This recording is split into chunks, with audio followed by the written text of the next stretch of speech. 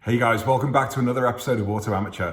Today I'm going to be testing out this new diagnostic tool from iCarsoft. Let's go check it out.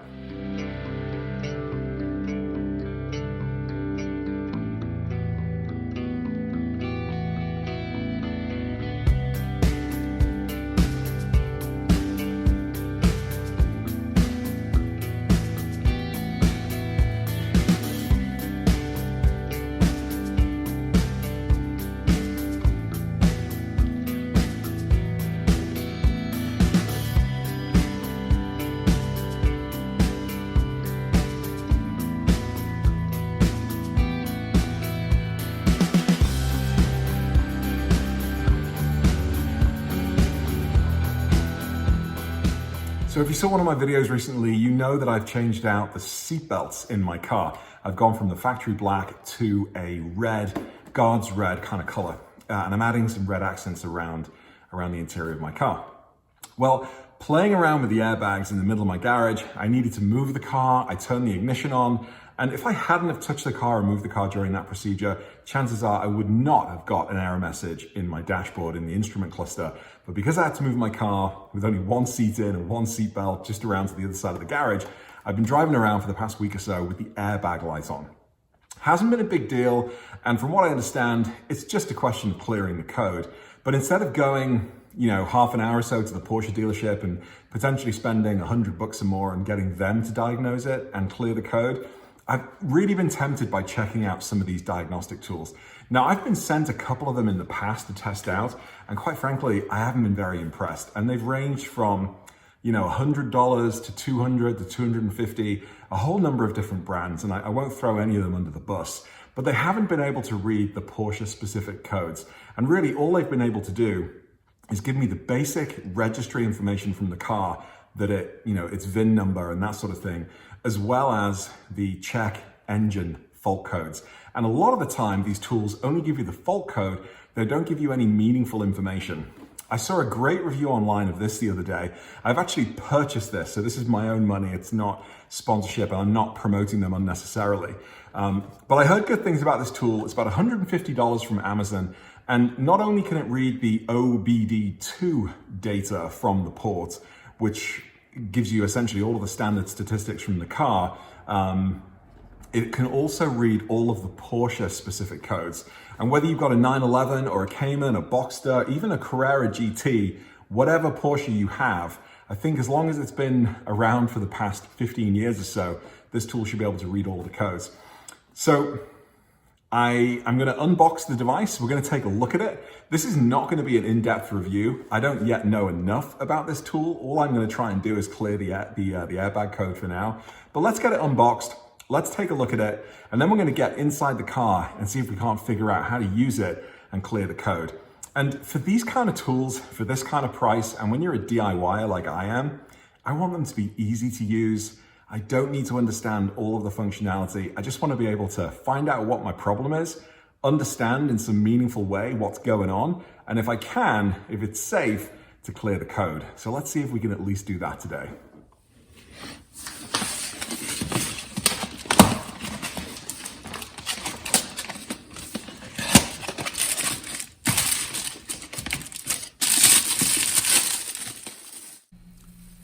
So I'm not going to spend too much time doing the unboxing, but it came in such a nice package and carry case that I felt like it deserved a little bit of show and tell showing off here in the video. So the case, very nice quality, everything fits in nice and snug.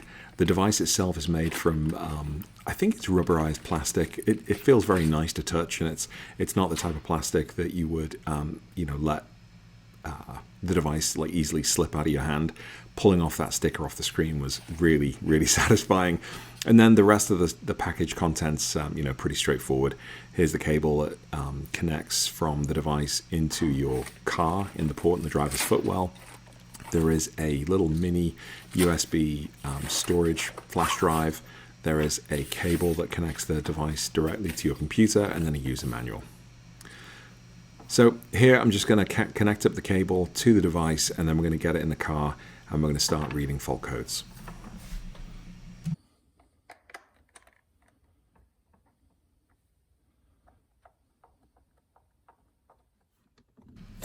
So in the 991 at least, the port for the device is inside the fuse panel, inside the driver's footwell. I think in the 996 and the 997, the port's either in here or it's sort of above and below, if you will, the steering wheel. And that's where you'll find it in a lot of cars. But now we've got it plugged in, we're going to go and you can see that it's powering up, but we actually need to turn the ignition on to pull the data from the car.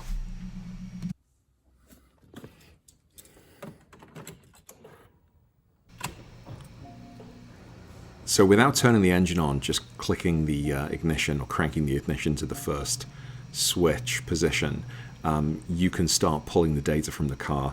Now the first menu I've clicked on here is just the basic data that you would pull from the car, and you can get from pretty much every car.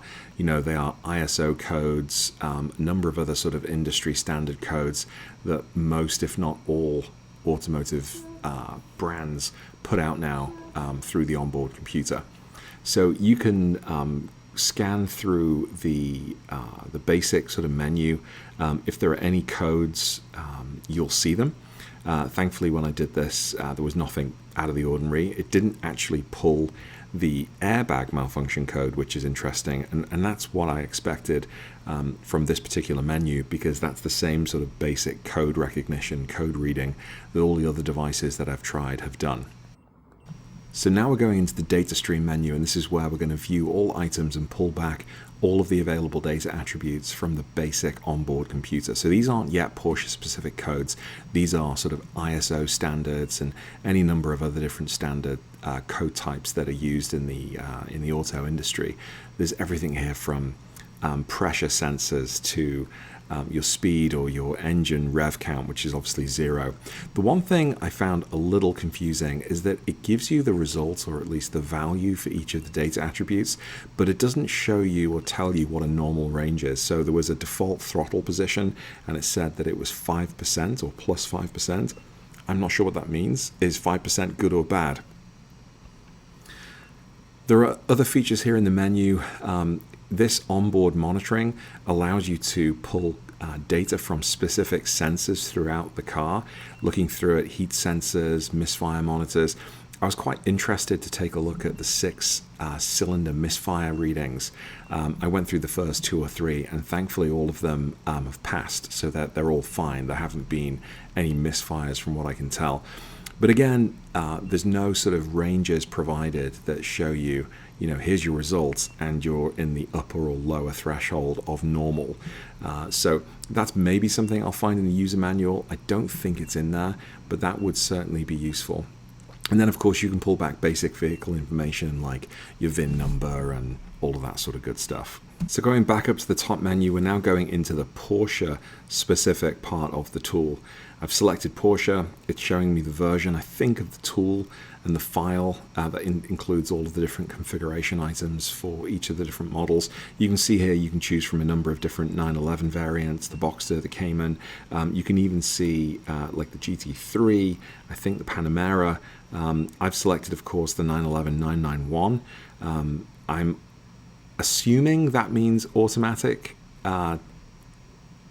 code reading as opposed to manual code reading. Maybe it's automatic transmission, I don't know yet, but I figured I've got an automatic car and I want to do as little work as possible here, so let's make it easy. I think it's just automatically running the scan and pulling back everything as opposed to just pulling back specific code types. So we've got a number of different categories. Do we want to look at airbag or PSM or other aspects of the car? I'm going to take a look at the airbag related information here. There is version information that presumably is associated with the airbags and the airbag sensors. If we read here the fault codes, the DTCS, you can see here that I have 6 codes associated with the airbag. I don't yet know if these are terribly good or bad. I did speak to a contact of Porsche in the service department, and essentially, as long as everything was put back together, which it was as far as I know, these codes have come up as a product of the electronics in the car being on when I was pulling apart cables and taking the seats out and removing the cables from the webbing, the seat belts, etc. as I was doing the job. So the recommendation there from the garage was just that I can clear all of these codes and they shouldn't come back and there shouldn't be a problem. Now, of course, taking on faith that I've put the seat belts in correctly and it's all good. So the next time I take the car into the garage, I'll ask them to check it out. But you know, based on what I described and I showed them the error messages, they thought it was fine. So I've cleared the codes. Now here is the moment of truth.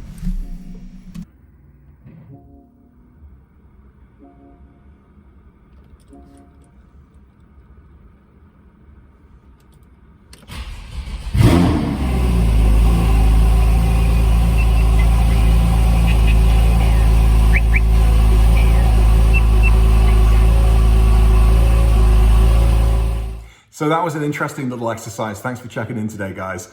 This little tool, I'm quite impressed. There is obviously a ton that I don't know about it yet, and I'm gonna need to learn, but it was really fun actually just sitting there, scrolling through the different menus and just seeing what the car had to tell me. The ODB menu, wasn't particularly exciting. It was really cool to be able to go into the Porsche menu. It recognized the car immediately. I didn't have to plug in the year and the model and the submodel. I just needed to pick 911 991, and from the menu it did all of the reading automatically, no issues whatsoever. I did learn right at the beginning that you actually need the ignition on. Even though the port with the ignition off powers up the tool, you do need to open up the it's just a half click the ignition to get the battery started and get the instrument cluster going. But this tool, I'm quite impressed. I'm gonna see if I can download the stats. It looked like it was doing a screen recording as I was going through the menus. So now I can actually go back on my computer, download it from this and actually go check out the information. I was interested to see that I had 6 different codes for the airbags. Now I have cleared the codes, but I've recorded with the screen cam what they've said. I'm gonna get in touch with Porsche of Minneapolis and ask them what they think.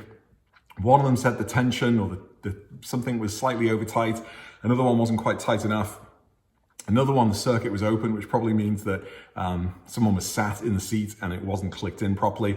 But I'm gonna go and find out and see what those codes actually mean. But at least for now, the light is off the instrument cluster and I have a beautiful, clean red dial in front of me.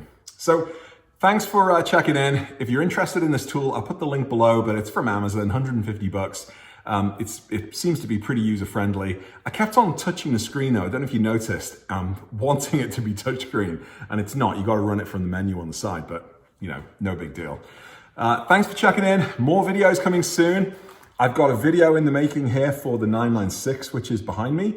I've got some stuff that I can be doing on my own while we're in this COVID lockdown. Patrick and Steve can't come over and we can't work on it together for a couple of weeks. So I've got some jobs that I'm gonna do. Patrick's gonna come over and work in the garage by himself and take care of a couple of jobs. So hopefully some 996 content coming this weekend. But for now, this has been the iCarsoft diagnostic tool review. Not really review. Anyway, take care, stay healthy, and I'll see you in another video soon. Bye.